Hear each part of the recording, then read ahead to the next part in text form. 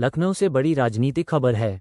राष्ट्रीय लोकदल के राष्ट्रीय अध्यक्ष और केंद्रीय मंत्री चौधरी जयंत सिंह 30 अगस्त को लखनऊ पहुंचेंगे। गोमती नगर स्थित इंदिरा गांधी प्रतिष्ठान में पार्टी के पदाधिकारियों और कार्यकर्ताओं की महत्वपूर्ण बैठक आयोजित होगी। कार्यक्रम में 2027 विधानसभा चुनाव को लेकर संगठन को बूथ स्तर तक मजबूत करने और आगामी राजनीतिक रणनीति पर मंथन किया जाएगा। राष्ट्रीय लोकदल के कार्यकारी प्रदेश अध्यक्ष अनुपम मिश्रा के मुताबिक इस दौरान ब्राह्मण और सवर्ण समाज के कई प्रमुख राजनीतिक एवं सामाजिक चेहरे अपने समर्थकों के साथ आरएलडी की सदस्यता ग्रहण करेंगे। पार्टी नेताओं का दावा है कि पश्चिमी यूपी के साथ साथ पूर्वांचल, मध्यांचल और बुंदेलखंड में भी संगठन तेजी से मजबूत हो रहा है। 30 अगस्त को लखनऊ से चौधरी जयंत सिंह 2027 के लिए क्या बड़ा राजनीतिक संदेश देते हैं, इस पर सभी की नजरें रहेंगी। आदरणीय श्री जयंत चौधरी जी लखनऊ आ रहे हैं और इंदिरा गांधी प्रतिष्ठान में उनका कार्यक्रम है, जिसमें वो कार्यकर्ताओं को, पदाधिकारियों को तो संबोधित करेंगे। साथ में जो लोग अभी पार्टी को ज्वाइन किए हैं, जिन्होंने सदस्यता ग्रहण की है, उनसे भी बातचीत करेंगे। उनका भी स्वागत और अभिनंदन प्रोग्राम है।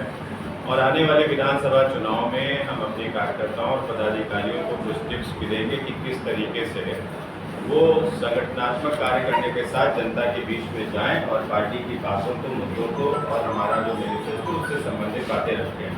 साथ में हम उसमें अपने पदाधिकारियों को इस बात के लिए भी निर्देशित कर रहे हैं कि पूर्वांचल, मध्य में और बुंदेलखंड क्षेत्र में जहाँ संगठन हमारा अभी नया गठित हुआ है, जो नई बॉडी बाद में बनी है, उन लोगों को भी ट्रेन किया जाए कि वो संगठनात्मक रूप से किस तरीके से कार्य करें, कैसे जनता के बीच में उन कार्यक्रमों को और हमारी पार्टी के उद्देश्यों को, चौधरी चरण सिंह जी की विचारधारा को लेकर के जाएँ, ताकि लोगों से एक कनेक्ट स्थापित। तो ये मुद्दे भी हैं। दूसरा ये है कि हम लोगों ने चूँकि अभी प्रदेश में संगठनात्मक बदलाव बहुत तेजी से चल भी रहे हैं, अभी हम शीघ्र ही बाकी कार्यकारिणी से संबंधित भी कार्य किए जाएंगे। इस बीच में एक विशेष कार्यक्रम कर रहे हैं, जिसमें कि गाँव से लेकर के शहर तक पार्टी से कार्यकर्ताओं को और आम जनता को जोड़ा जाए और जो जनप्रतिनिधि होंगे, जिनको हम आने वाले विधानसभा चुनाव में टिकट देंगे, उनके बीच में एक ब्रिज बना करके वो कैसे कार्य करें। जो हमारी पार्टी के पहले चौधरी चरण सिंह जी के समय से लेकर के वर्तमान समय तक हमने क्या प्रोग्रेस की, हमने किन किन विचारों को अपनाया, कौन से हमने मैनिफेस्टो में पॉइंट्स रखे और उनको हमने कैसे ज़मीन पे उतारा, तो वो उपलब्धियां भी हम चाहते हैं कि हमारे पदाधिकारियों को, कार्यकर्ताओं को, सभी को पता हो, ताकि हम राष्ट्रीय लोकदल का व्यापक प्रचार प्रसार जनमानस के मध्य में कर सकें। बुंदेलखंड की समस्याएं हैं, जिन पर एनडीए सरकार ने काफ़ी बेहतर तरीके से विगत वर्षों में कार्य किया है। उस संबंध में भी राष्ट्रीय अध्यक्ष के द्वारा बाकी लोगों को भी अवगत कराया जाएगा।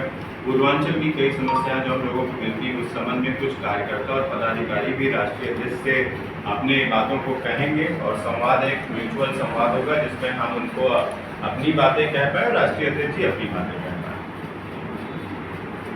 ये जो महंगाई है, प्याज और चीनी का ज़्यादा जोर है महंगाई पे, क्या कहना चाहेंगे इस पर?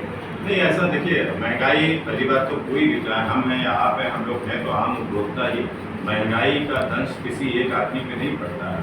वो जो नॉर्मल आदमी है, जो दिहाड़ी मजदूर है, उस पर भी पड़ता है, जो सर्विस क्लास है उस पर भी पड़ता है, इवन जो नेता हैं उन पर भी पड़ता है, और चाहे ब्यूरोक्रेट्स हैं या जो लोक सेवक हैं, सब पे पड़ता है। फर्क यहाँ आता है कि जिसकी आमदनी बहुत सीमित होती, कम होती है, उसके ऊपर महंगाई का असर ज़्यादा व्यापक होता है। वो उस माल में ज़्यादा पिसता है, क्योंकि उसके पास बफर नहीं होता है, उसको उतनी कम आय में पूरे घर का व्यय चलाना होता है।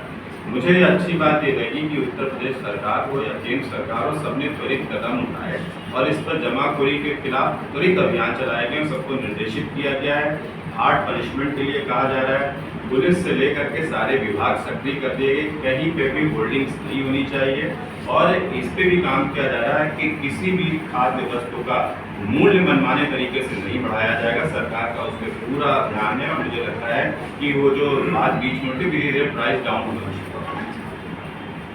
ठीक।